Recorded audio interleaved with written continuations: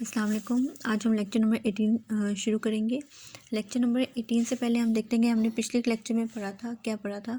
तो पिछले लेक्चर में हमने पढ़ा था कोलिनियर पॉइंट्स। ठीक है, कोलिनियर पॉइंट्स वो होते हैं जो एक ही लाइन के ऊपर लाई करते हैं। जैसे कि ये तीन पॉइंट्स हैं, एक ए, बी और ये है सी।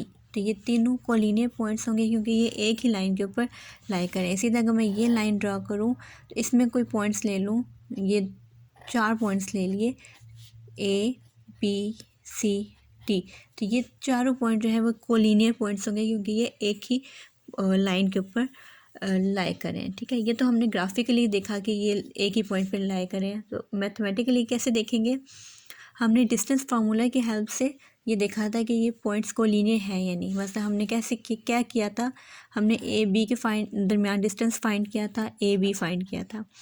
फिर हमने बी सी के दरमियान डिस्टेंस फाइंड किया था, वो था बी सी। ठीक है, अब अगर ये चेक करना था ये कोलिनियर पॉइंट्स हैं तो हमने क्या किया था, इन दोनों डिस्टेंस को प्लस किया था और वो किसके इक्वल हमने कहा था कि आना चाहिए, ए और सी के दरमियान जो डिस्टेंस है उसके इक्वल आना चाहिए। ठीक है, तो इस तरीके से हमने बताया था कि ये कोलिनियर पॉइंट्स हैं, यानी A B plus B C किसके इक्वल आना चाहिए, ए सी के। अगर ऐसा हो जाता है तो हम कहते हैं कि ये पॉइंट्स क्या हैं, कोलिनियर पॉइंट्स हैं। और अगर ये इक्वेशन बराबर नहीं आती है तो हम ये कहते हैं कि नॉन कोलिनियर है। ठीक है, तो कोलिनियर पॉइंट्स तो समझ आ गई कि एक लाइन पे लाई करते हैं। अब नॉन कोलिनियर पॉइंट्स होंगे, सपोज मेरे पास एक पॉइंट है ये, एक पॉइंट है ये, एक पॉइंट है ये। ठीक है, अब ये देखें ये एक लाइन पे तो लाई नहीं करे ना, तीन पॉइंट्स ले लिए ए बी सी, लेकिन ये ना कोई फिगर बना रहे हैं। ठीक है, तो हम इनको क्या कहते हैं, नॉन कोलिनियर पॉइंट्स। ठीक है, अब इन नॉन कोलिनियर पॉइंट्स से कुछ ना कुछ बन रहा है। जैसे यहाँ पे देखेंगे ट्राइंगल बन रही है। ठीक है, अब ये कैसे पता चलेगा ये कौन सी ट्राइंगल है, ये भी हम डिस्टेंस फार्मूला की हेल्प से फाइंड कर सकते हैं। मसलन ये मैंने पहले देखा कि ये कौन से पॉइंट्स हैं, नॉन कोलिनियर पॉइंट्स हैं। क्यों? क्योंकि ये एक लाइन के ऊपर लाई नहीं कर रहे। फिर ये क्या बन रहा है, कोई ना कोई शेप बना रहे हैं क्योंकि तीन पॉइंट्स हैं तो कोई ट्राइंगल ही बन रही होगी। ठीक है, अब ये ट्राइंगल बन रही है। अब मैं चेक करना चाहती हूँ ट्राइंगल होती कौन कौन सी फॉर्म की है, पहले वो चेक कर लेते हैं। एक है इक्विलेटरल ट्राइंगल, एक है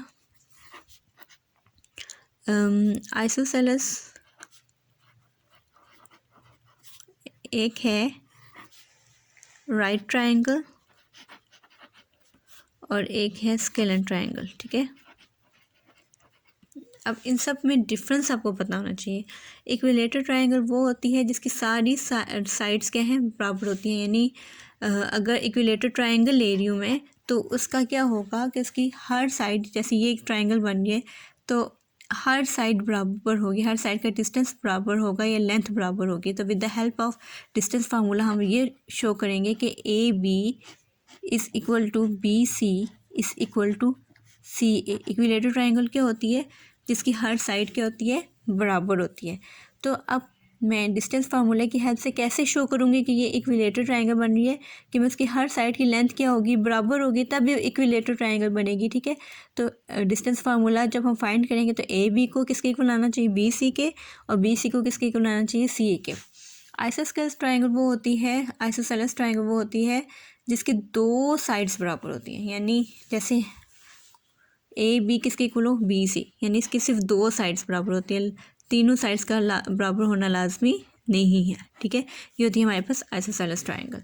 और राइट ट्राइंगल कौन सी होती है, जो पाइथागोरस थ्योरम को क्या करती है, सेटिस्फाई करती है, क्योंकि उसमें 90 का एंगल होता है। यानी उसकी शेप कैसी से बनती है, उसमें हाइपोटेन्यूस होता है और इस तरह की होती है। ठीक है, और अगर ये राइट ट्रायंगल है तो इसको पाइथागोरस थ्योरम को सेटिस्फाई करना पड़ेगा। जैसे ए सी का स्क्वायर किसके इक्वल आना चाहिए, ए बी का स्क्वायर प्लस बी सी का स्क्वायर के इक्वल आना चाहिए। ठीक है, क्योंकि ये राइट ट्रायंगल है तो इसको पाइथागोरस थ्योरम को क्या करना पड़ेगा, सेटिस्फाई करना पड़ेगा। ठीक है, तो जब हम लोग को ये शो करना हो कि ये राइट ट्रायंगल है या नहीं, तो हम पहले ये सारी लेंथ्स फाइंड करेंगे, फिर उसके बाद उसको पाइथागोरस थ्योरम अप्लाई करके देखेंगे क्या इसको सेटिस्फाई करता है।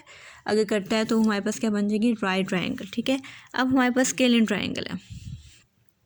ये वो होता है जिसकी कोई साइड बराबर नहीं होती। यानी ये जैसे ये ट्रायंगल बनी है तो मैं कहूँ कि ए बी हमने फाइंड किया, बी सी फाइंड किया और सी ए फाइंड किया, तो हमने चेक किया कि कोई भी साइड जो है एक दूसरे के बराबर नहीं आ रही है। ए बी ना ही बी सी के बराबर है और ना ही बी सी ए के बराबर है। यानी कोई साइड भी जिसकी लेंथ बराबर नहीं होती वो होती है हमारे पास स्केलर ट्रायंगल।